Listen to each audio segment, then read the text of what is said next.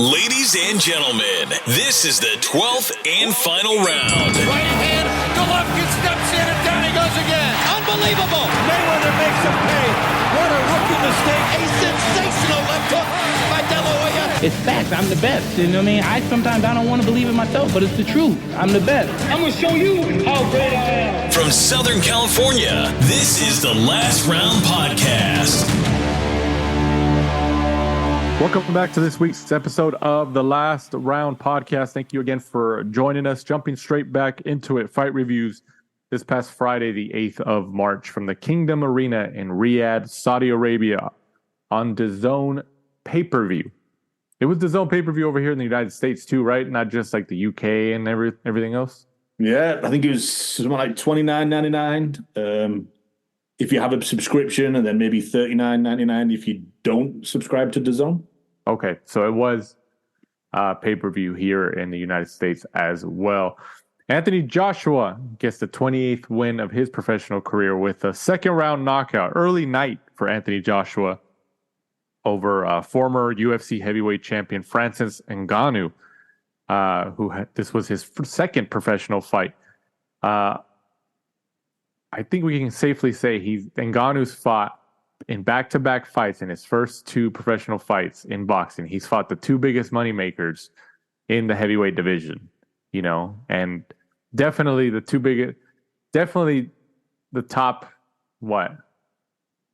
top 10 for sure, maybe top 5, top 7 moneymakers in the whole sport in Tyson Fury and Anthony Joshua.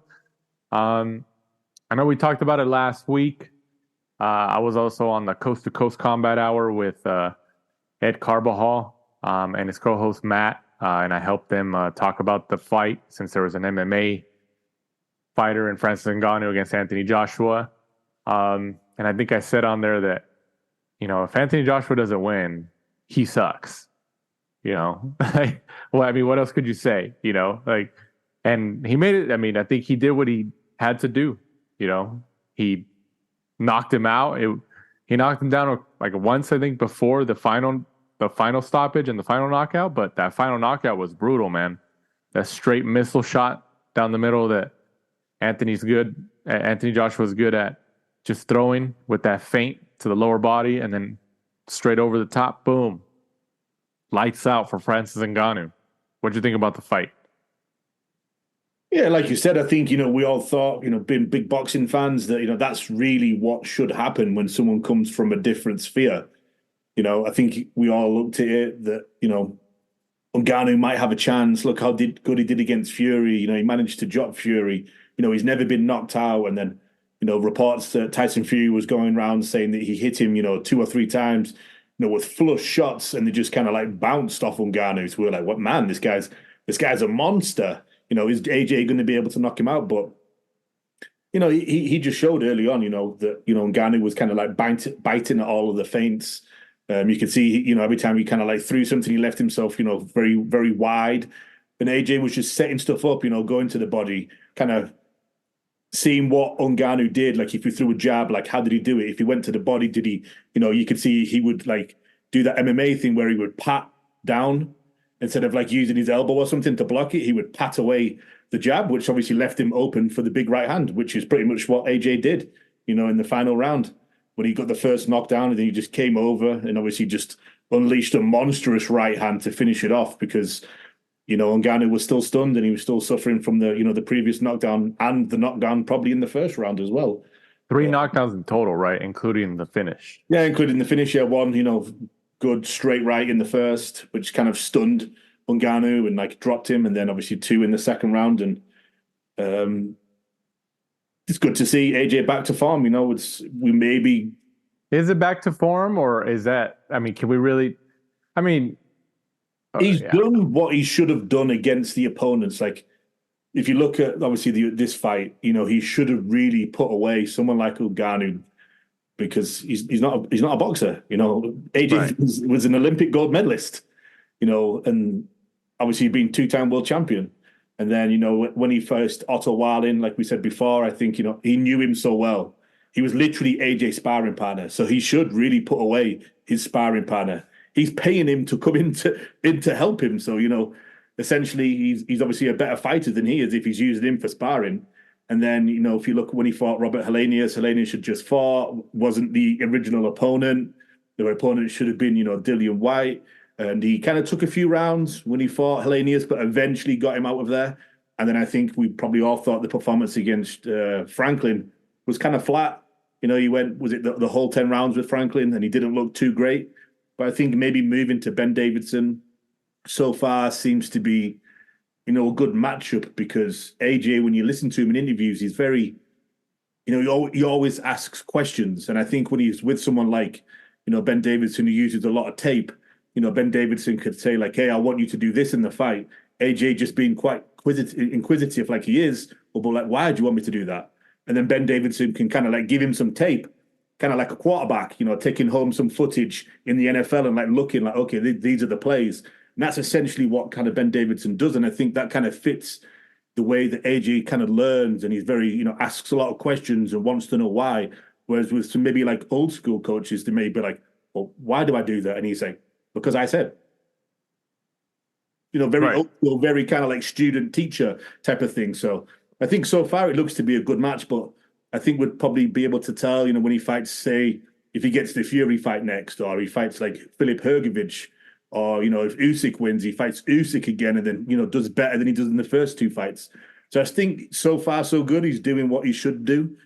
But I think there's still a few fights to go before we can really say, okay, like Ben Davidson's the perfect match. And that's really what he's been missing. And that's why he's gone from Rob McCracken to, Robert Garcia. And then he went to, Derek James for a small period of time. And he looks to be more settled at the minute, I would say, with Ben Davidson.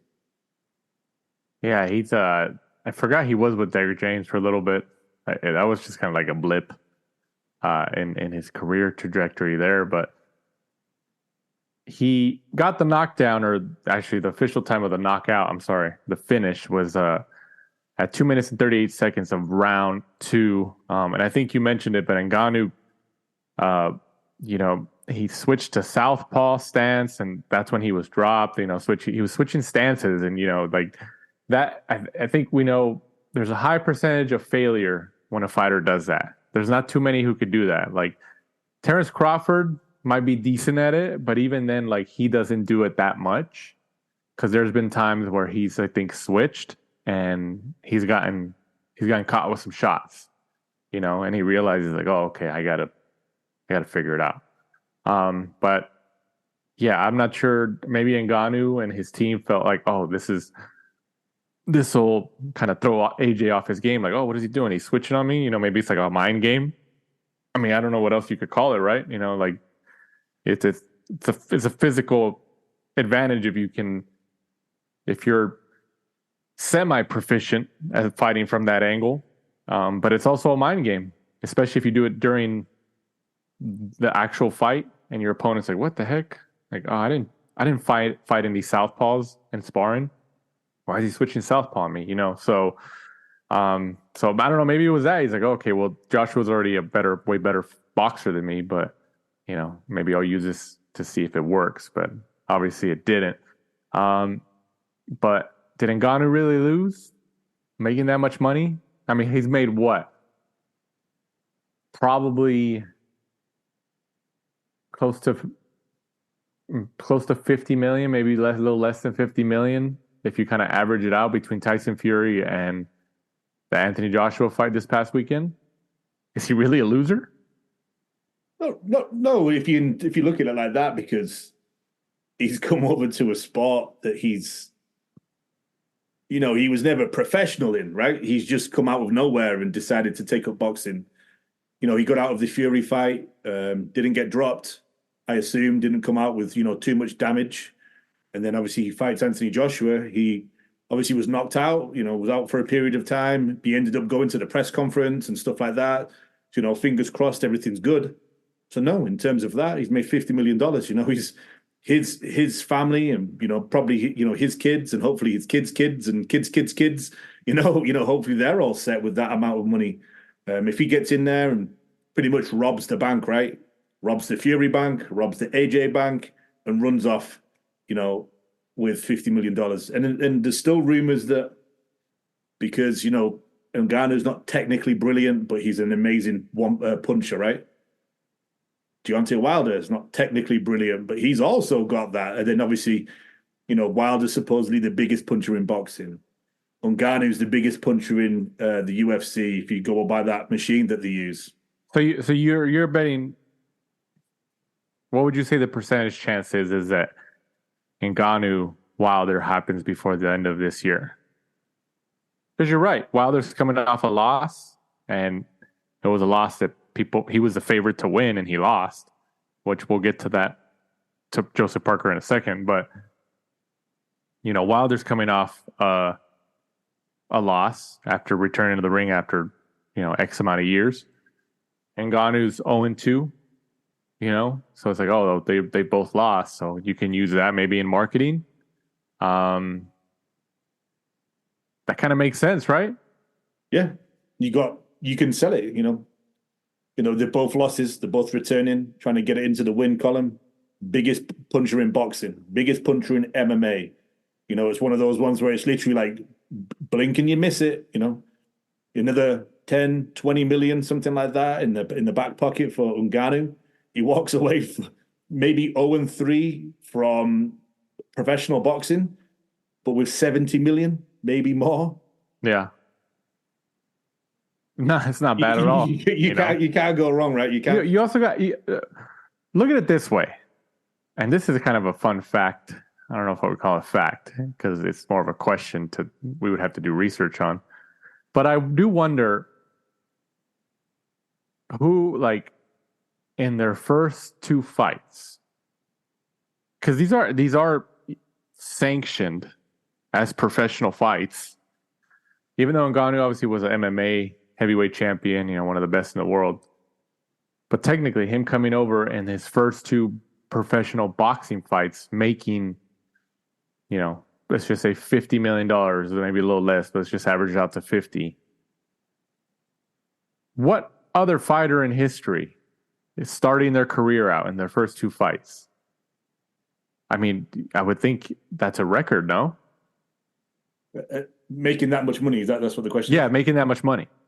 The only people that would be anywhere near close would be the Jake Paul, Logan Paul. Well, that's what I was thinking too, but even then, I don't think they made that kind of money.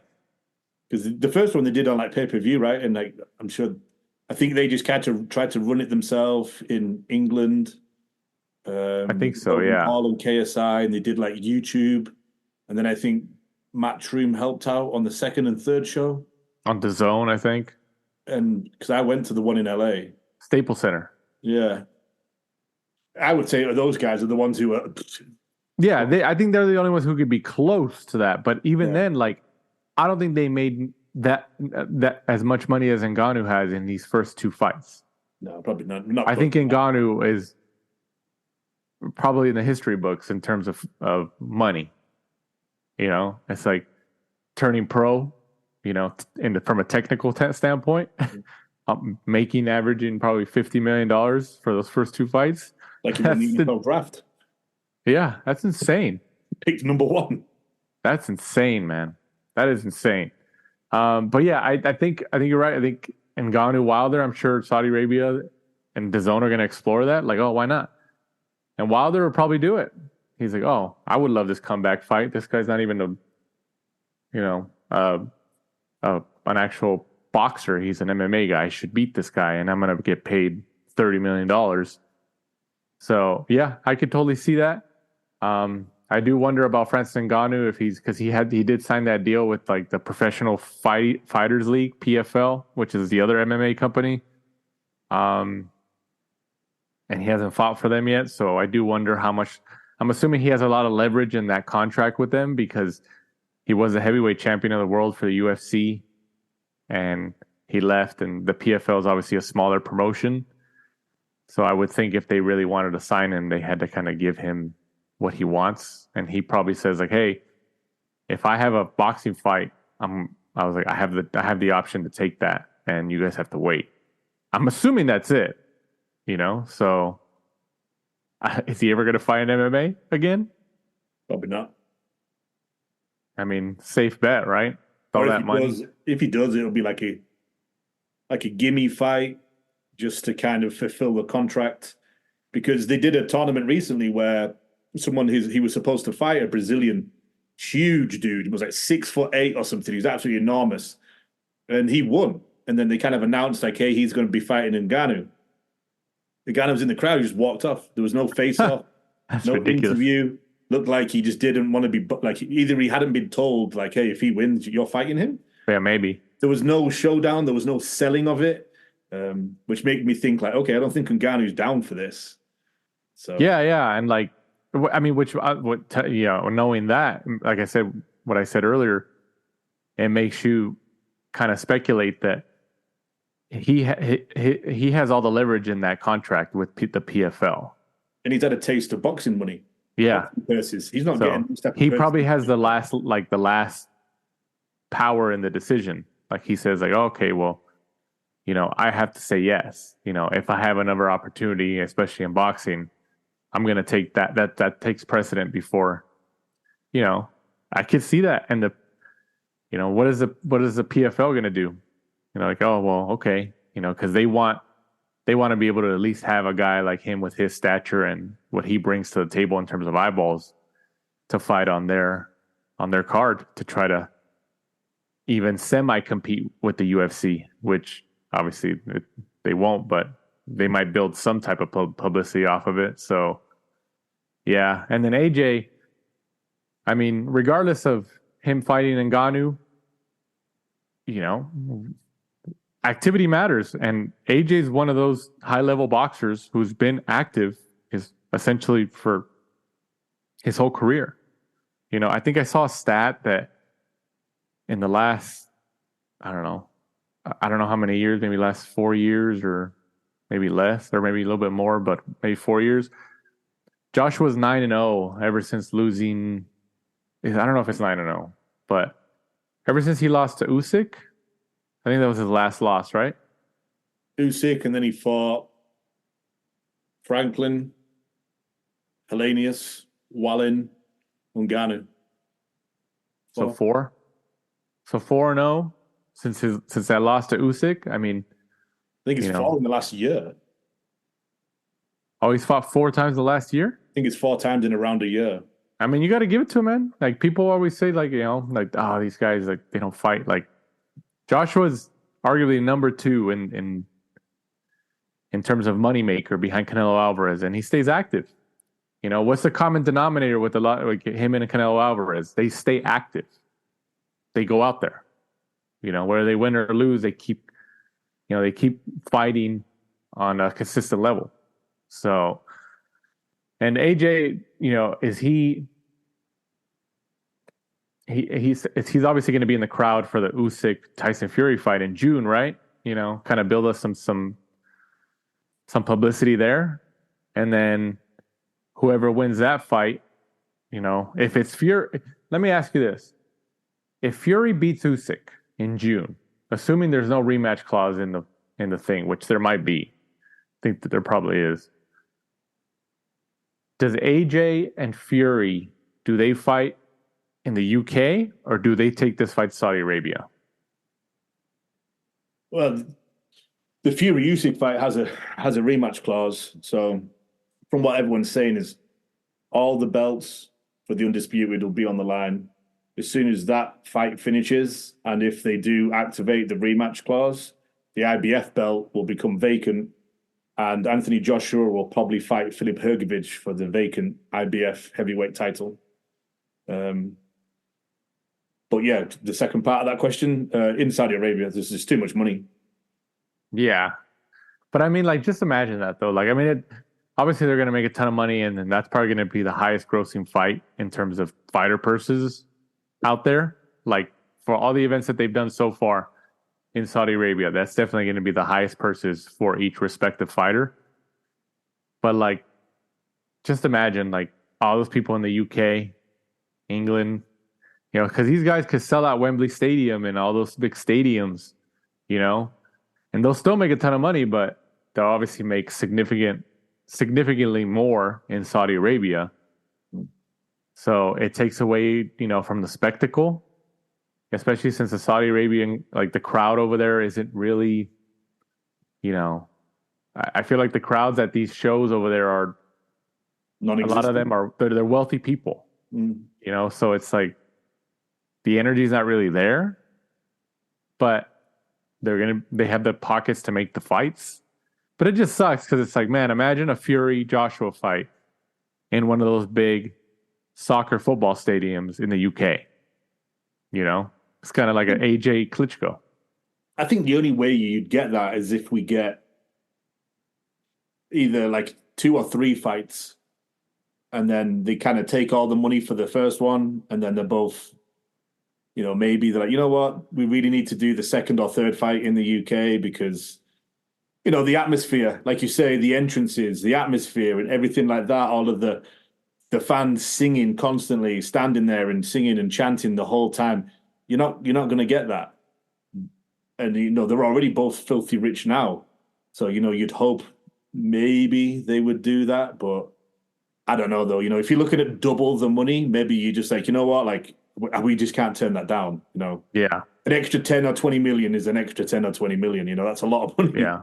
So it just depends on the difference, I guess. But, you know, Eddie Hearn said it in interviews I've seen in IFL. Like, he said he even looked at trying to bring Canelo one time to the UK, and he's like, it's just not feasible, you know? Yeah, because they can't pay. Money. Yeah. Yeah, they can't pay. Yeah. I mean, I could see, honestly, Canelo eventually. He said he wants to fight 5 more years. He said that already multiple times. I mean, he fought in Mexico. He's fought in the United States, obviously, a bunch of times. I can see him going to the UK eventually. In the next 5 years, I mean, think about it. He could literally fight anybody over there. You know, like, he'll try to find some type of opponent, but that fight will be a spectacle because the UK fans and the fans over there will be like, this is going to be the only time we're ever going to see him in person. Just like Lomachenko when he went over there. Second. Canelo? He fought Matthew Hatton. Out there? Mm-hmm. Oh, he did? Oh, I thought that fight was in the United States. I think he was out there. Are you sure? Let me check. You keep on talking, Daniel. Well, I'm pretty sure that was here. You think so? Well, I'd be very surprised if that was over there because all these years I've always felt that these fights were here. I think it was around the corner, Honda Center in Anaheim, right? Yeah. Yeah. See, I knew it. I was like, no, there's no way he's from the UK because like that. Yeah, that's something. Yeah. So see, that even adds more credence to him fighting in the UK in the next 5 years. You know, because I mean, let's just face it. He is running out of opponents. Like credible opponents between 168, 175, essentially. And he obviously it seems like he wants to stay at 168. But he can go to the UK and fight a lesser name, in a sense, opponent-wise. But he'll sell out a stadium because people were like, oh, Canelo will sell it on his own. You know? Whereas over here in Vegas, especially, like, you know, Canelo can still sell based on his name, but you know, you need a dance partner. You need a dance partner, especially if your events are always in the same spot out here in Las Vegas. You know, people are going to be like, I don't really want to go to that fight. I've already went to his fights before, and I don't really like that opponent. In the UK, he wouldn't really need that because people would just show up just to see him. It's crazy, though, isn't it, that Eddie Hearn even admits that he's looked at bringing Canelo to the UK, and even with selling out somewhere like Wembley Stadium, they can't generate the money that he would get over here. That's nuts, huh? But he wouldn't get anywhere near, maybe in Dallas or something like that, like 80, 90,000 people. Even with that ticket money, he's not going to get the same. Yeah. The pay-per-views are just treble the price over here. Yeah, yeah. And then, you know, the economy, like when he fought in Mexico, he had to take a pay cut. But he wanted to take a pay cut because he wanted to bring a fight over there to his hometown. Pay-per-views are free over there, thanks to him. Yeah. His pay-per-views. Yeah, so he had to take a pay cut. I mean, Eddie Hearn said that in interviews, like when he said Canelo was like, oh, I want to fight in Mexico. And Eddie Hearn told him, like, okay. He's like, we'll do it. We can do it. But, like, you know, like the money's going to be tight. We're not going to be able to pay you, you know, your required purse. And he was cool with it. You know, I think Eddie Hearn said, he's like, yeah, he took a pay cut because he wanted to bring a fight to Mexico. So, yeah, I mean, I could see him going to the UK, man. I could see it. Like I said, and there was rumor of Tank Davis. They were throwing it out fillers, or his next fight might be in the UK. And now they're saying Frank Martin, but that fight hasn't even been announced yet. So I don't even think that's finalized. I think they're still trying to figure it out, because people weren't. Frank Martin's a good fighter, and it'd be an interesting, intriguing fight, but I don't think PBC has really gotten the publicity and the attention after people kind of reported that, saying, "Oh, Tank Davis and Frank Martin are in negotiations." I mean, people really haven't responded to it. It's like saying, like, "Oh, this is huge." They haven't got that response, and they want Tank Davis to, after coming off his most successful event against Ryan Garcia, they're trying to keep him on that momentum train, but he needs a dance partner. And I don't think Frank Martin is a dance partner, No.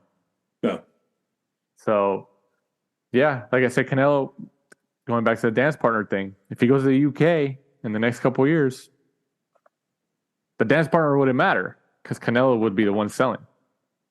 I could see him in there with Chris Eubank Jr. You know what? I can see that. Yeah, they're talking about Eubank, Crawford. Yep. I don't know. We'll touch that. Actually, we'll touch on that at the end. But moving on to the co-main event of this event in Saudi Arabia, Joseph Parker, 35-3, gets the majority decision win over Zhilei Zhang, who takes the second loss of his career. The judges had the fight 113-113, 114-112, and 115-111. The two cards in Parker's favor. Hey, you didn't have the confidence in Parker. What happened? Kind of like, listeners to the show have been listening for a while, kind of like with Josh Warrington. I always kind of like backed against him as well, but he would always come out on top. And the same thing with Parker in his last fight against Wilder.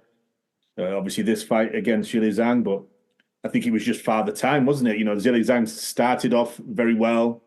Obviously, Parker was dropped twice during the fight, but Zhang just didn't have the gas tank anymore. He's like 40 years old, super big, heavy guy. And I think just the old lactic acid just kind of, caught up with him. He just didn't have the stamina anymore. I think he should have really have tried to jump on Parker, after the, knocking him down, once and twice, and then try to get him out of there. But yeah, just good game plan from Parker. He obviously won the rounds. And I think he looks pretty good, doesn't he, under Andy Lee? Ever since coming to Andy Lee as a coach, he just seems to have very good game plans. Because so did he win you over? Look at this fight and the Wilder fight. Over. But look at he's another one. Like Joshua, I think was it 4-0 or 5-0 since losing the fight? Pardon me, to Joe Joyce. Activity. Yeah, he's been active. He's been active. Yeah, so it just shows what he's done. And then obviously getting in there with Andy Lee, constant sparring, and obviously being pretty much his camp and Tyson Fury's camp are pretty much always together. Being surrounded by people like Tyson Fury and Andy Lee is only going to be good for you. And even though he gets in there and he's obviously like a lot smaller in terms of a heavyweight in stature and stuff like that, he kind of uses, kind of like Usyk, does, gets in, gets out, very well so far. And, I thought he was going to be too static. I thought he was going to be very similar to the Joe Joyce performance, because Joe Joyce is kind of like similar to Zhang. They don't really have much of a defense. They're both just fucking huge. Yeah. Kind of like grind you down. But Zhang doesn't have the tank that Joe Joyce does, where Joe Joyce just keeps throwing and throwing and throwing and throwing. And kind of like Homer Simpson, you hit him, but it doesn't affect him. And he just grinds you down. And that's what he managed to do against Parker. But obviously Zhang couldn't, because he's older, doesn't have the gas tank. So yeah, good performance from Joe Parker, and I probably just have to give him some credit now, right? So he's won you over? Are you on the bandwagon now? Well, we'll see. We'll see. Not yet. Even after this, not yet. I'm stubborn. Not yet. Yeah, I mean, his back-to-back wins over Deontay Wilder, which he was not the favorite, and then now defeating Zhilei Zhang. Arguably two of the hardest punchers, if not the hardest punchers in the heavyweight division in terms of knockouts. Parker's had consecutive wins over them. two of the most feared punchers in the division. So this win also gave Parker the interim, which really doesn't count, but I guess it counts, WBO heavyweight title that Zhang had. And Parker did say that there is a rematch clause in the contract. So Zhang has to exercise it, which he probably will. I mean, I don't see why not. Yeah, why wouldn't you? Yeah, especially with another payday. Why not? So he's already older. I mean, the chance of WBO interim, you would think after the Fury Usyk fight, are they going to be able to, push that and say, hey, I want a shot at the WBO? So yeah. Right now, that's got the gold mine. So that totally makes sense. So Parker and Zhang rematch happens by what? September? Yeah, I mean, if we're are they going to do? Because I know obviously Ramadan just started, so obviously that takes a few months, right? For them, I don't think they'll be doing any events over in Saudi Arabia, so probably towards the end of the year, I think we'll probably see more boxing events. Well, the next one is June, right? Fury. Yeah, June. So yeah. Every like 2 or 3 months, it seems, isn't it? Yeah. Yeah, so June, yeah. You might be right, September time, yeah. Yeah, September. Also on the card, Ray Vargas fights to a split draw against Nick Ball. This was for the WBC Featherweight Championship of the World. With the draw, Vargas retains his WBC Featherweight title. What do you think about this fight? I mean, Ball scored knockdowns in the 8th and 11th, but still didn't manage to take it home. It's kind of hard because I wanted Nick Ball to win, being a Brit. I think he's good to watch, good TV fighter because he's always kind of like looking for the knockout. I know a lot of the fans said it was a robbery and he should have won, and I think he probably did sneak it, but he just probably gave away too many of the early rounds, probably like 4 or 5 rounds down, and then kind of like managed to pull it back. So I had him winning. Could be a little bit biased because he's a Brit, but I'm hoping that they're going to do it again. I know Frank Warren got in the ring and pretty much said in his interview that it was a robbery. Hopefully, Uncle Turkey turns around and says, you know what, let's do it again. It wasn't the greatest fight to watch in the first few early rounds. Typical, Ray Vargas fight where he kind of just uses his size and his reach to keep you at bay. But towards the end, when Nick Ball was coming back, managed to drop him, and it looks like he was, going to come back and, take the fight. It was pretty entertaining. So, yeah, I mean, I'd like to see it again. And, Vargas has pretty much fought everybody in and around that weight, right? So, good payday for them both again. And Vargas has fought now for what? Top Rank, PBC, and now Matchroom? Well, this was both, wasn't it? Frank Warren and Matchroom type of show. Then he just proves my point even more. Queensberry, Matchroom. So he's fought for 4 big promotional companies, the more prominent ones, right? Yeah. So I mean, good record, really, isn't it? When you look at him, it's just a 1 loss, 1 draw now. Yeah. I mean, he's obviously he's obviously huge. He's gigantic for the, So, I mean, I'm sure that's what they tell him. Like, oh, just as long as you can make it the weight, just stay there. You have an advantage. Yeah, moved up briefly, didn't he? And then lost and came back down. Yeah. So, yeah, I can see them rematching. I don't know. I wouldn't see why they wouldn't. Especially with Nick Ball being a Frank Warren guy. So Frank Warren's going to try to push it like, hey, no, let's get the rematch. Like, like you have a claim to that WBC featherweight title, so let's try to get it again. So they're close, like they're at the finish line. They just haven't crossed. Also on the card, Israel Madrimov remains undefeated at 10-0, with 1 draw as he gets the 5th round TKO stoppage over Magomed Kurbanov, who takes the first loss of his professional career. This was for the vacant WBA super welterweight title at 154 pounds. What did you think about Madrimov's win? Pretty one-sided. I think it was a good stoppage. Kurbanov just couldn't handle it, really. Madrimov pretty much in control. from the opening bell. Didn't really present much of a challenge for Madrimov. And I mean, I like him. I like his style. I like that he's good to watch. Fast feet, fast hands. But always puts on a show, as well as obviously, you know, trying to win. He's not just one of those where he plays it safe. He just has a very good style. And yeah, you know, like Matchroom said, another world champion for Matchroom, I guess.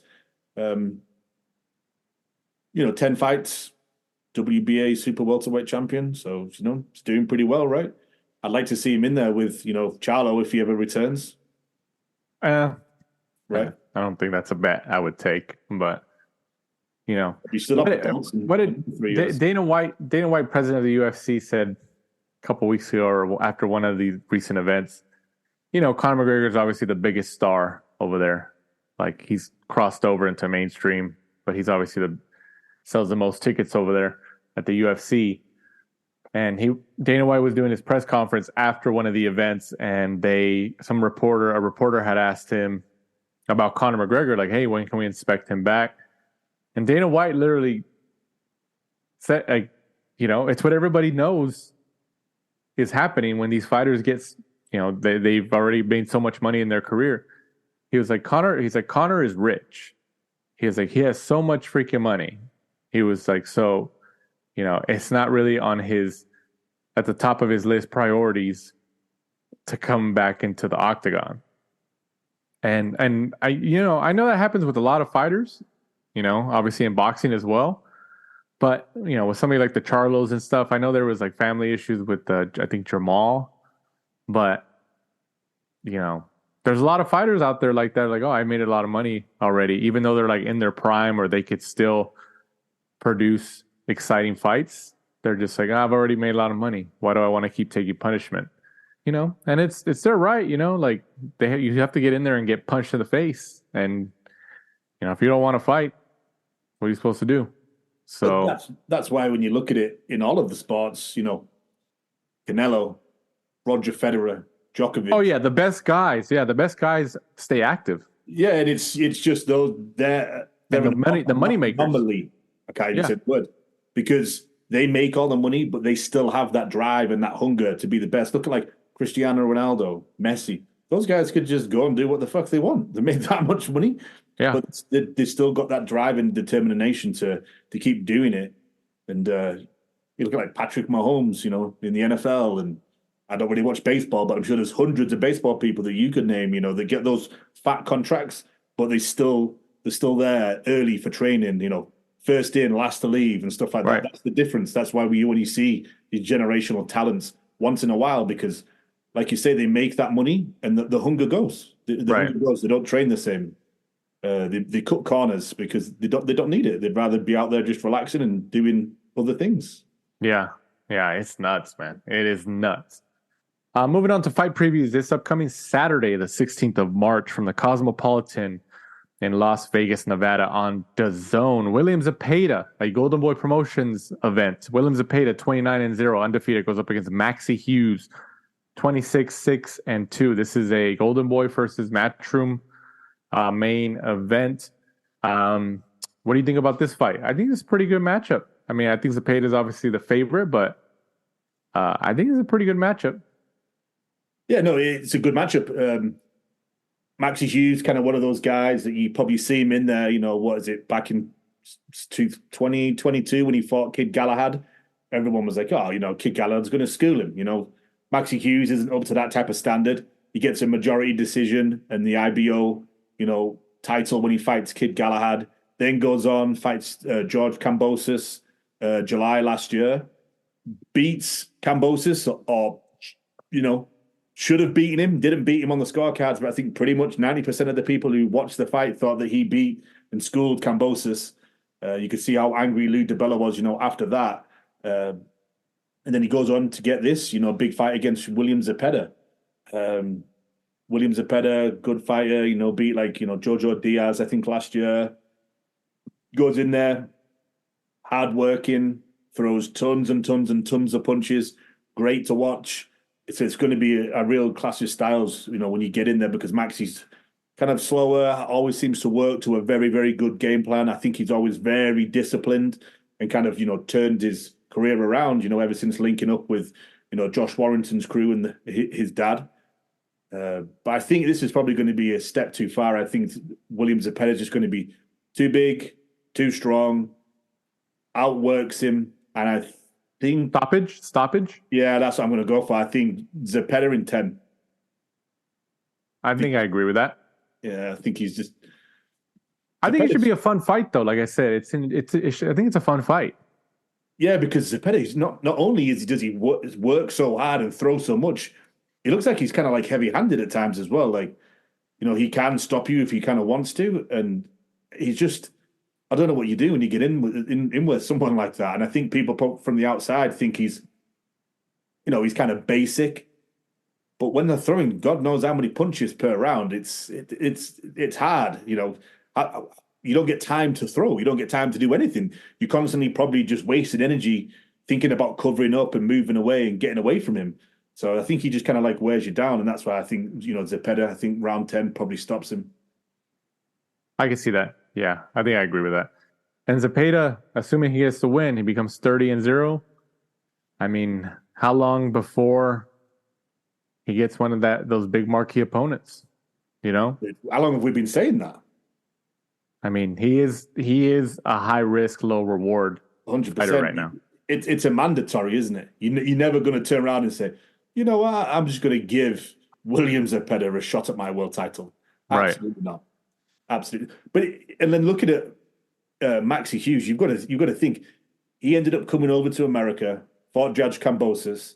Now he's fighting in Vegas in a main event where, if you rewind back in 2018. He's getting knocked out by Sam Bowen. 2018, he's losing a unanimous decision to Liam Walsh. And these are for like British and European level fights. And now look at him. Win, lose or draw on Saturday, Maxi Hughes is the winner. That's nuts, huh? If you think about it, as a Brit, to have your name in lights in Las Vegas, he's winning. He's winning in life. Where's he from exactly? Oh, that's a good question. I'm not too sure where he's from, like born. Fights out of Rossington, Yorkshire. So I think that's Leeds area. Yeah. Man. Yeah, like I said, I'm intrigued by this fight, and I think Hughes comes to fight. If you had to put a percentage, what do you think he pulls off the upset? Because he's done it before against tricky customers like Kid Galahad, I'm going to go like 60-40 obviously in favor of Zepeda, because I picked Zepeda. That's more than I thought. So 40%. Yeah. I give him a 40% chance because he seems to be very disciplined. When they decide like, okay, this is how we're going to negate whatever their opponent does, he manages to stick to it, and he just grinds and he grinds and he grinds. And Zepeda's kind of probably very basic in terms of he comes out and just throws a fucking shit ton of punches. But what do you do to stop that? Pressure? I guess you could just sit on his chest and just pressure. But he's also pretty big, he's pretty strong, and he kind of hits hard. It's not like he throws a lot of punches, but they're all weak, where you can just kind of like take them and come in and, put pressure on him. So, yeah, it's hard. And, I think we've been saying for a while, how many more fights does Zepeda have to win before, he gets a shot at the big time? Because if you look at it, he's 29-0, 25 knockouts. Right. Yeah. That's nuts, man. That's nuts. So, like you said, it's highly likely that this fight ends in a knockout or a stoppage, especially within 10 rounds. I'm on board with that. I've always wondered why they call him, isn't Cameron in Spanish shrimp? It is. Yeah. Do you remember the other guy? Do you remember the other guy who used to fight for Golden Boy? His nickname was El Camaron. I think he retired, but because he had a couple losses, but he was a part of like that young stable. I think his last fight was at the StubHub Center in Carson, California. What's his name? He had that nickname, and I know like other fighters have had it, but like he's the last one that I remember Golden Boy having on, with that before Zepeda came along. What in Spanish is that like a nickname? Like why shrimp? Oh, I don't. That's a good question. I don't know. I've never really like looked into it. Maybe. That's a good question. Actually, let me look that up right now. That's I've never actually looked into that. I do wonder what that means. I mean, because it is shrimp. Is it like is that the youngest kid or something? Like is it like he's the shrimp of the family? Or like I mean, you could say that if you kind of wanted to twist the definition, but I don't think that would be it. I mean, there has to be like a name like that in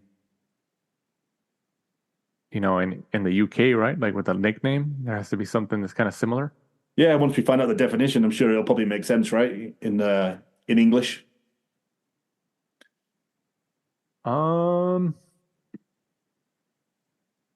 Let's see. I'm trying to see. I'm on his Wikipedia page. See if I can find it. What do you think? Do you have a guess? I'm looking for it still, but do you have a guess? I think it's that. Like he's the shrimp of the family, like he's the youngest or something. Like he's the youngest child, and that's where the nickname comes from. But that's just a wild guess. I have no idea. I don't think there's anything on here. No, they don't even really mention his nickname. We'll find out and we'll have it next week for the review show. Yeah, because that is a good question. I mean, sometimes you hear these nicknames and you you just hear them and you're just like, oh, I don't like, because sometimes you like, for example, Juan Manuel Marquez, his nickname in Spanish is Dinamita, which means dynamite. So that's pretty easy to understand, right? Yeah. Dynamite punches, you have dynamite in your hands, it's something like that.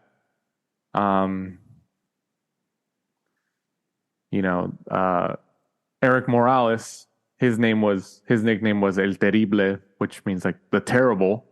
But I don't think they were trying to say like, oh, he's terrible at fighting. It was just more like, oh, he's the terrible Eric Morales. Yeah, like he's terrible to fight because he's just a whole. Yeah, or with the terrible Eric Morales, like the scary name or something. Yeah, I mean, they have it listed in certain places. Nickname Camaron. You know what? That's a really good question because I'm not exactly sure what it means. Because other fighters have had it, and I'm sure it's really easy to understand, but because according to this, in Spanish it's a nickname because they're blonde and fair skinned. You know what? That makes sense. I was thinking like reddish, but he is blonde and he's light skinned and he's Mexican. And the fighter I was trying to think of the name earlier that was with Golden Boy, his nickname was El Camaron. He was also a light skinned Mexican gentleman. So honestly, that makes sense. See, I was thinking more deeper when you posed that question. I was thinking like, it can't be that easy. I was thinking that there was a deeper meaning. So I guess I'm wrong. Google to the rescue. Yeah. It was right in front of my face the entire time. And also on that card, Floyd Schofield, who's been on the show here at the last round in the past, returns to the ring at 16-0 as he goes up against Esturi Suero. I think I said that right. 13-1. Obviously, they're still developing Schofield. He did have some back and forth chirping on Twitter with who did he have it with? You remember that recently? Jojo Diaz, Keyshawn Davis. I think it was Davis. What I was thinking about. What's the likelihood that if Schofield wins? I think not Davis. I think Jojo Diaz is at that level where he's kind of just a B-side opponent. As just announced his next fight, Oscar Duarte. Is it official? According to Jojo, yeah, he said that. Well, you know how these fighters are. Sometimes they'll say that it is, but it doesn't end up happening. He just lost to that random dude, and then Oscar Duarte lost to Ryan Garcia. I mean, I think that's an interesting fight. That is, and yeah, I mean, I'm not mad at it. I think that's a pretty fun fight. But would you rather see Schofield versus Jojo versus Duarte, or Duarte versus Schofield? I think I'd rather actually see Schofield and Jojo. I think so too, because we get a better barometer for Schofield. Exactly. Yeah, and he's interesting. He's been on the show. I like his style. I think he's got a high ceiling as well. If matched right and moved correctly, which he seems to have done so far, I think he's going about things the right way. And Golden Boy, they match people hard, but when they get to the top, they're ready. Oh yeah, yeah. When their fighters get to the top, I mean, obviously it's hard. Yeah. But when they get to the top, their fighters are usually like very well prepared. So you got to give them that. Top Rank's the same. Top Rank's the same way. So you got to give it to them. But yeah, Golden Boy's pretty good at that. That's what I mean. They take the risks, and sometimes their fighters lose early, or But yeah, when the ones that do make it, you can't knock their preparation. Also, this upcoming weekend from the Resorts World Arena. So this is Resorts World. Is this new in Birmingham, England? So this is the same Resorts World as the Resorts World Casino and Hotel in Las Vegas, right? I was wondering the same thing. Never really had fights there. But I mean, it's the same name. Yeah, I would assume obviously it's a chain. Is this arena? Is this like a naming rights thing? Was this another arena before? What was the arena before? I honestly don't know. I don't know whether it's the Birmingham arena that was there before. And it's just like a naming rights, they're just sponsoring it, or is it like a new arena that's like a casino/hotel, like over here? I honestly don't know. That's interesting though, because that's the first time I've heard about it. So I'm assuming it's new. So maybe our listeners in the UK could let us know. But it seems like this is a brand new one, and it's probably the same owners as the Resorts World Hotel Casino in Las Vegas. Headlined by Joyce, heavyweight, who we just talked about earlier when he's lost to Zhilei Zhang a couple of years ago. I think in his career, was it last year? 15-2 goes up against Cash Ali, 21-2. What do you think about this matchup? Good comeback fight for Joyce. He should really beat someone like Cash Ali. Cash Ali probably claim to fame was when he bit, was it Price? Big Pricey? David Price? Yeah, and he got banned for pulling a Mike Tyson. Man. Who we will be speaking about later. It's coming.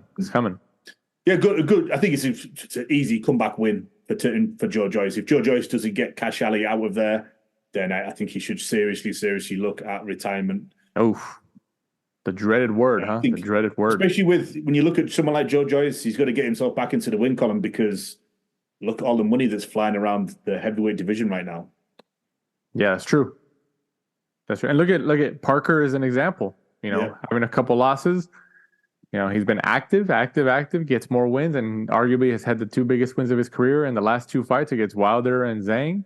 And he smoked Parker.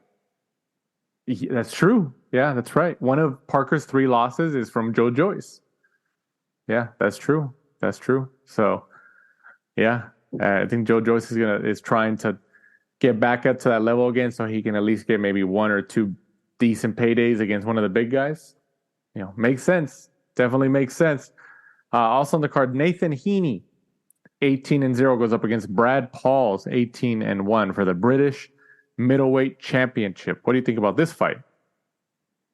Another one kind of similar to like Maxi Hughes, who, Nathan Heaney hits the scene, kind of well known for his entrances because he kind of had the following of the Stoke City fans, and, his entrances were all over like social media because all of the fans were coming in, and, he sold a crazy amount of tickets, picked up by Frank Warren, matched well. I think a lot of people thought, the British title is pretty much his world title because of his ability.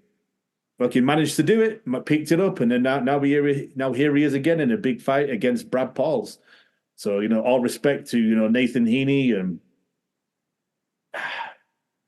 after his last performance against Denzel Bentley, I think I'm going to go for a Nathan Heaney win. I think he manages to actually get a victory here against, a tough opponent in Brad Pauls. But I'm sure with Nathan Heaney there, it's going to be a pretty sold out arena with some decent fans, lots of singing and all the stuff that's missing when we watch the fights in Saudi Arabia, to be honest, like we spoke about earlier.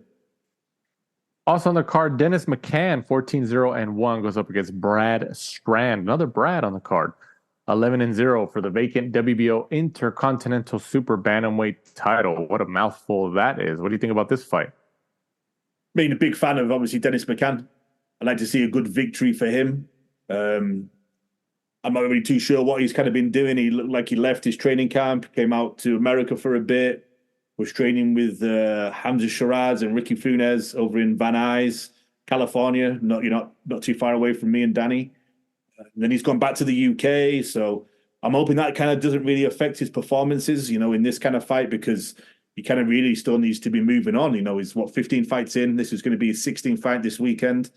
So I think he just kind of needs to settle down, pick where he wants to fight, in terms of a coach, and then kind of just go from there, because I think he's got all of the ability if he can just kind of find a coach which he likes and, likes the game plan and everything like that, and then just kind of put that all together, because you don't want to kind of get lost and just start going from coach to coach, and you don't really know if you're coming or going, because I think he's a really good talent. You watch him in the ring, he's super good to watch. He's like a made-for-TV type of fighter.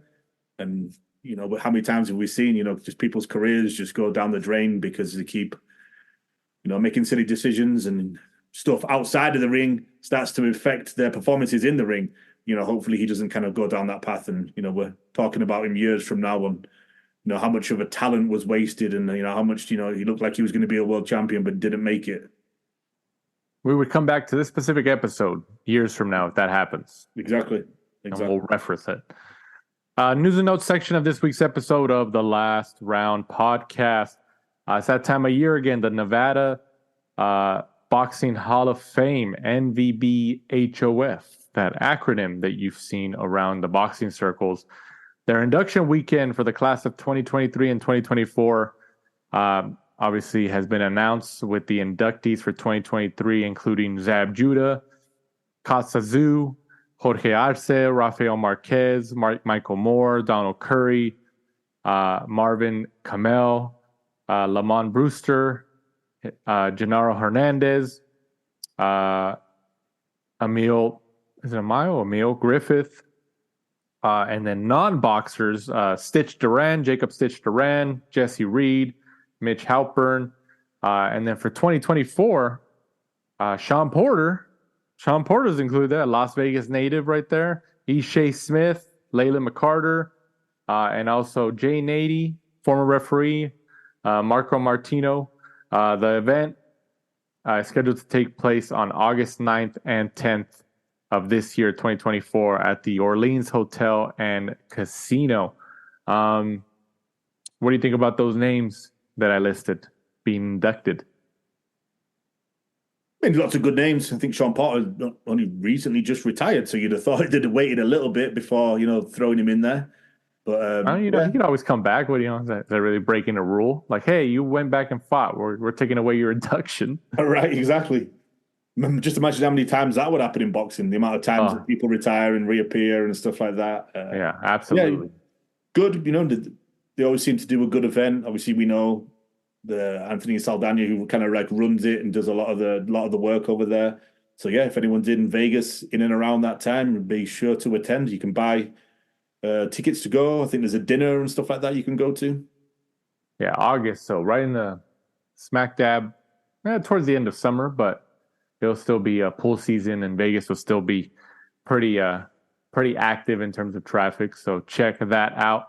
And then, like you touched on earlier, Mike Tyson, double mics right there, is returning to the ring We're not sure if this is an exhibition or a full fight or not. We've heard some rumors that their headgear might be involved, but we're not sure yet. Will return to the ring to face Jake Paul, out of all people, which is, we shouldn't be surprised, in a boxing match on July 20th at AT&T Stadium in Arlington, Texas, which is just outside of Dallas, Texas, where the Dallas Cowboys play for the NFL here in the United States. This is the first boxing card, if you want to call it that, that will air on Netflix. So this is a deal with Netflix. They've already all announced it. Jake Paul announced it. Mike Tyson announced it. Netflix announced it. Jake Paul's Most Valuable Promotions, MVP, did the deal with Netflix. And I mean, regardless of what people think about the matchup, I don't even think the news is Tyson Paul.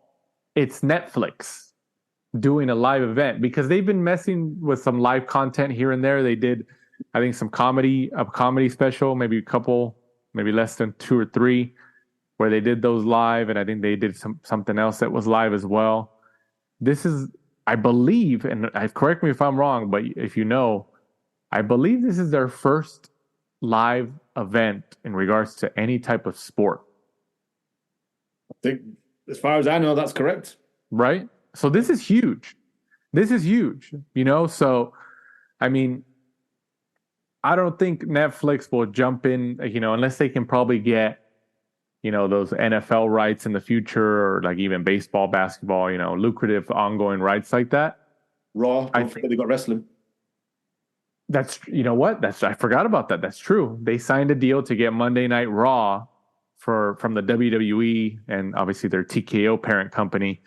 I think beginning at the start of 2025, it's going to move to Netflix, which that's a huge deal. And WWE, if you look at their timeline, they jumped into the streaming game like 10 years ago. They created their own network. There were still Netflix and all these other ones, but it wasn't as popular as it is now. In the last maybe 7, 8 years, 6 years or something, streaming has just blown up and still continues to increase and increase and increase, at least in comparison to traditional cable and satellite. And now Netflix jumping into it. It was already a big deal when they did live content by getting Monday Night Raw for the WWE. That's huge already. And now they're showing, hey, look, we're going to air this. So, maybe, I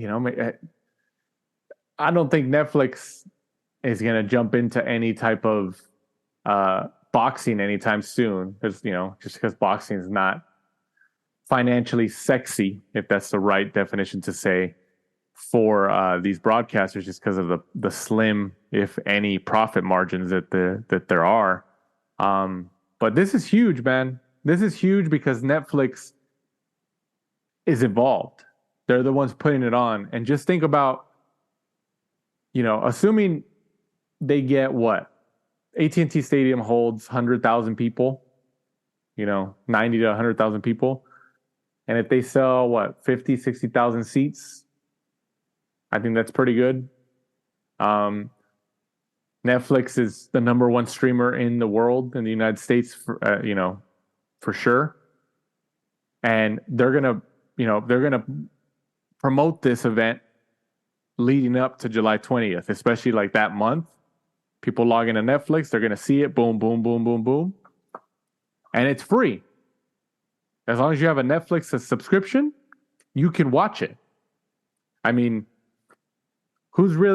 people hate on Jake Paul, and I know he just had a boxing match in Puerto Rico, and all that stuff. He didn't really fight a name, but he's been staying active. He has over 10 fights now that have counted as professional fights.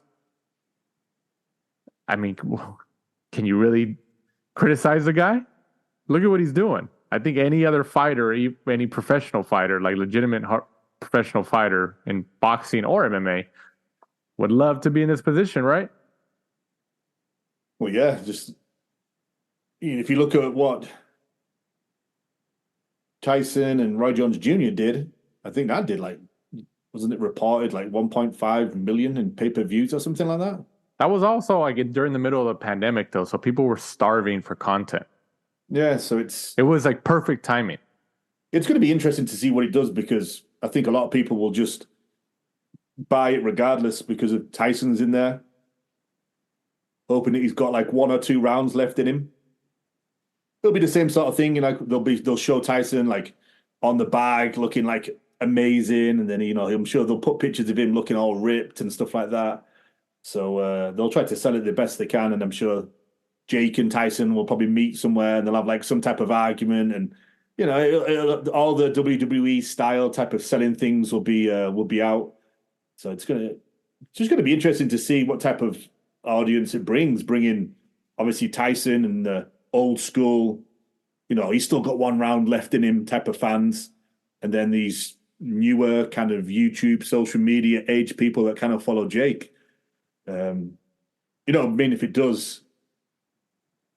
it cracks 1 million, I was going to say 1 million buys, but it's not pay-per-view, is it? Well, I say it's not pay-per-view, but like, yeah, depending on how many people watch it, if Netflix is proud enough of the number that they get in terms of streaming, even if there's people who just tune in, like they'll count them, be like, this is how many people tuned in. They can leave it vague like that in the wording, because you could tune in for like 5 minutes and then be like, oh, and then turn it off. But they'll count you as a statistic. I wonder if they'll do commercials for the first time. You know what? I think they're going to have sponsorships. I'm sure they will. I think they're going to have sponsorships, but that's true. Like, are they going to have commercials in the middle, or are they going to have stuff in between the fights? Because there's a lot of downtime in boxing fights. Because they're that big already. You wouldn't have thought like the DAZN threw money at these fights because they're going to get new subscribers. Right. They've been around for so long. I don't see them getting a huge influx of people that have never heard of Netflix and don't own Netflix. Like, everyone has it. It's super cheap. Right. Yeah. That's why they're the biggest one. Yeah, and I'm sure there's going to be a whole host of like shoulder programming, like the equivalent of like All Access. You know what? I think that'd be interesting. And if they jump in like that, you got to give them credit. Netflix is the king. No. Like, they are the king right now in terms of like any type of content, TV and stuff like that. They've taken over. So, and for Jake Paul and Mike Tyson, for that matter, mostly for Jake Paul, since he's kind of like the younger guy and he wants to be a serious boxer, to be the first one to make that crossover from the boxing side, whether people agree with it or not, that's huge, man. That's huge. So, and like you said, they did a deal with WWE starting next year. So, yeah, let's see, man. But I think Netflix is like slowly showing their cards here, and they're like, all right, we're coming. So, yeah, this is huge, man. This is huge. So this is a big deal. And then also after 2-3 weeks of back and forth and between PBC, Canelo Alvarez, the Zone, then not even Golden Boy Matchroom, Eddie Hearn, whatever, all this stuff that was reported and everything. Canelo Alvarez and Jaime Munguia have finalized and officially announced a fight for the 4th of May at the T-Mobile Arena in Las Vegas, Nevada, for Alvarez's undisputed super middleweight championship of the world. So this fight is being the lead promoter in this, or the lead, I guess you want to call it promoter, is PBC, Premier Boxing Champions. Canelo Alvarez returned to the table with Al Heyman and I guess made a deal with them. But this is an event that will be on Amazon Prime Video, and PBC is the lead, and I believe Amazon Prime Video is the lead. But since Jaime Munguia is a DAZN fighter, DAZN is also involved, so this is like a joint venture, I think, in terms of pay-per-view. Obviously a lot of people are surprised that Canelo Alvarez went back, and then it just, when he left Al Heyman and PBC, then I guess some stuff happened in between. I think I said in one of our past episodes the last couple of weeks, I think that, and I think I said it on the show with the Coast to Coast Combat Hour this week, that, you know, how likely do you think that maybe Amazon went to Al Heyman and said, "Hey, what happened? How come you lost the biggest moneymaker? You know, like when we signed the deal with you guys, with your company, we thought we were going to have him for 2 more fights on our platform. You know, is it possible that happened? Or maybe PBC was just like, oh, you know, they found some funds to make the fight because they got him back. They got him back, and you know, the hardcore section of boxing Twitter just going back and forth between the allegiances between promoters and fans. It's just like, oh man, it never ends. It never ends. But Canelo Alvarez returns with PBC and Al Heyman, and this is a joint venture between Amazon Prime Video and DAZN on pay-per-view. Golden Boy Promotions has tweeted out something, and so has Oscar De La Hoya, since they are like the big promoter, a partnership promoter with Jaime Munguia. But who knows if they're like actually legitimately involved, or they're just gonna be in the shadows and get a cut of the event, you know, a partial. But I don't think they're really going to be involved, right? Especially with Canelo Alvarez's, you know, disdain and, you know. I think the poster shows PBC and Canelo Promotions. Yeah, it showed PBC and Canelo Promotions. So, I mean, which is smart, you know. You got to give it to Canelo Alvarez. Like, think about it. And they said that this is reportedly just a 1-fight deal. So, you know, I mean, you got to give it to him. Like, regardless of how you look at any situation here where people who were cheering the fact that Canelo left PBC and Al Heyman, you know, the 3-fight deal is invalidated. And then a week later he returns and Al Heyman secures a deal with him. And then, you know, those fans who have an allegiance to that other side, you know, get happy and all that. Regardless of how you want to look at it on one side or the other, Canelo Alvarez is the winner here.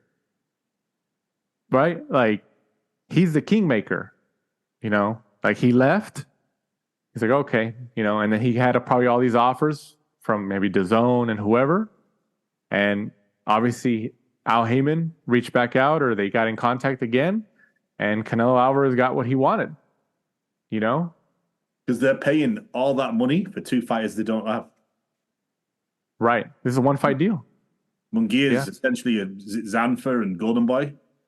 And Canelo's a 1-fight deal.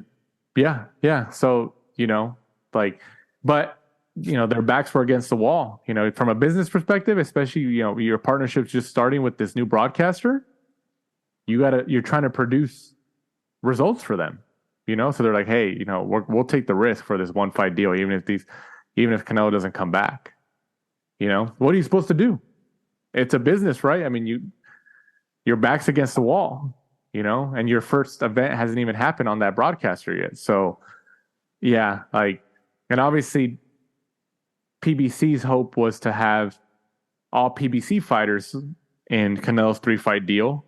And, you know, that didn't happen. You know, he was supposed to reportedly fight Jamal Charlo last year, but then that fell through. And then he fought the smaller Charlo and Jermell Charlo, and that fight didn't live up to the expectation. I mean, Canelo won that fight with ease.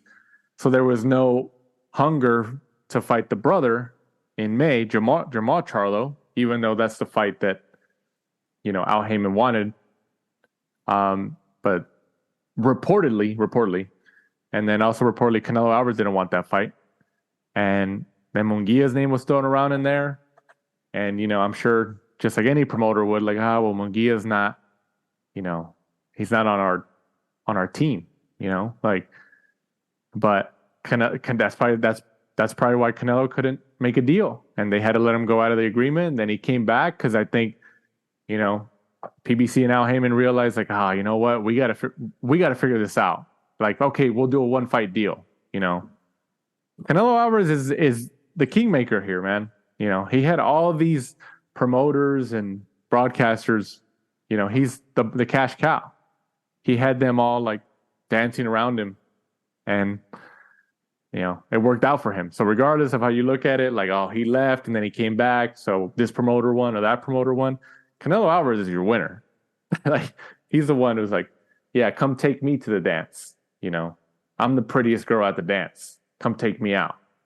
So, yeah, either way. But like I said, I've said this before. I wanted to see this fight. Two Mexicans, Mexican against Mexican. This fight is going to sell. We won. This fight is going to sell. I say this fight does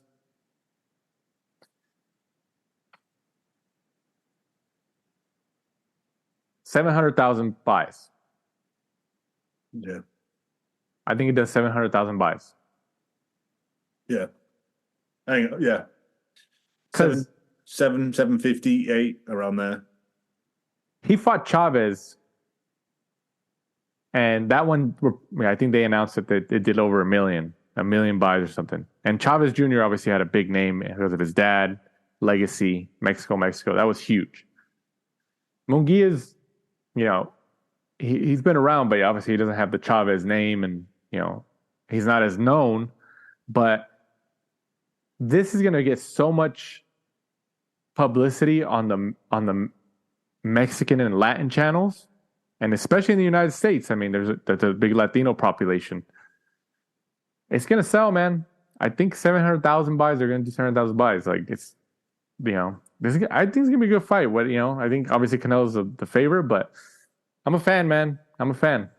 So let's see. So as of right now, I'm excited to see this fight, and then I'm also excited to see the first Amazon Prime event on March 30th, like 2 weeks or a little over 2 weeks, and see how that goes. Because then it's gonna give us a bar to measure for this next fight. So yeah, it's definitely going to be interesting.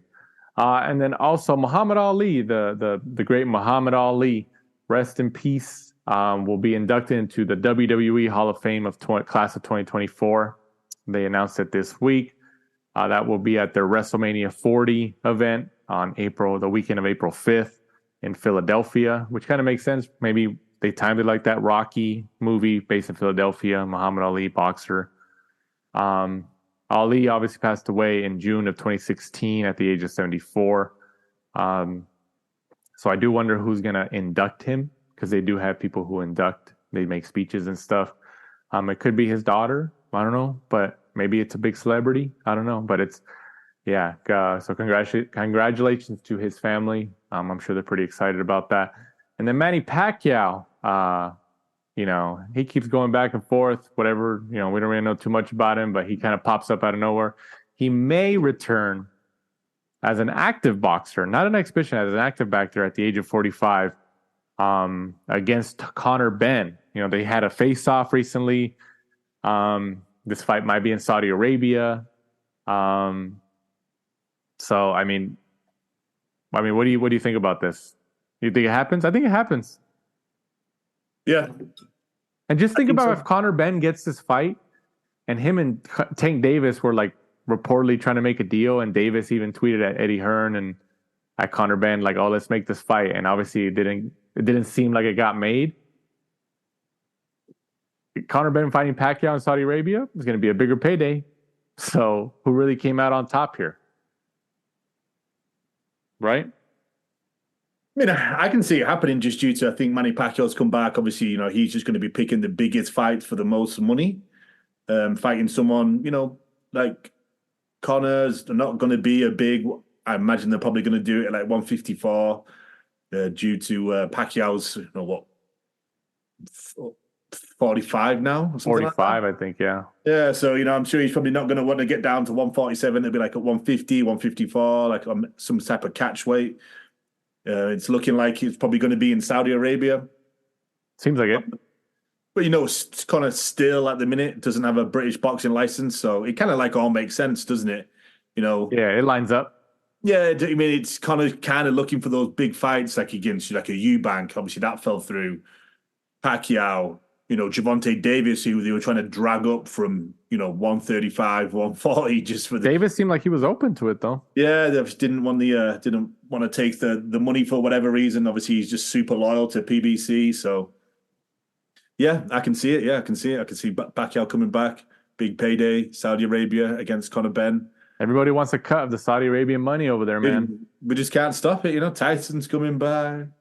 Pacquiao's coming back. It's all coming, man. It is all fighting in boxing. Just never a quiet day. Never a quiet day. Once again, guys, thank you guys for listening to this week's episode of the Last Round Podcast. Please check us out, whether you're listening on Spotify or Apple Podcasts or whatever app you're using, but primarily Apple Podcasts, Spotify. Go ahead and rate us 5 stars. Help us out with our algorithm on each of the platforms. On Spotify, you click the follow button under our podcast. That helps us with the algorithm and puts us in front of more eyes in the sporting world. And, obviously the bigger we get, the bigger guests we can get. Because, there's people out there like, oh, I don't know who these guys are. I won't come on. So that helps us. Those little things, and it's free. And it's free for you guys to do that. So subscribe, follow, and rate us 5 stars. Help us out with that algorithm, please. It's free, and it takes 5-7 seconds. And it definitely helps us in the long term. But as we cross the finish line for this week's episode, Mike, go ahead and let them know where they can find us and follow us. We are at the Last Round 12 on Instagram and Twitter. Be sure to join us next week. We'll be reviewing the Maxi Hughes Zepeda fight, and then looking forward to Dalton Smith against the other Zepeda, Jose Zepeda. Zepeda's back to back, huh? Yeah, exactly. And that's going to be from the Sheffield Arena in England. So for my co-host Michael Shepard, I'm Danny Z. This is the Last Round. Thanks for supporting and listening to the show. Follow us at The Last Round 12 on social media. Rate, review, and subscribe. This is the Last Round Podcast.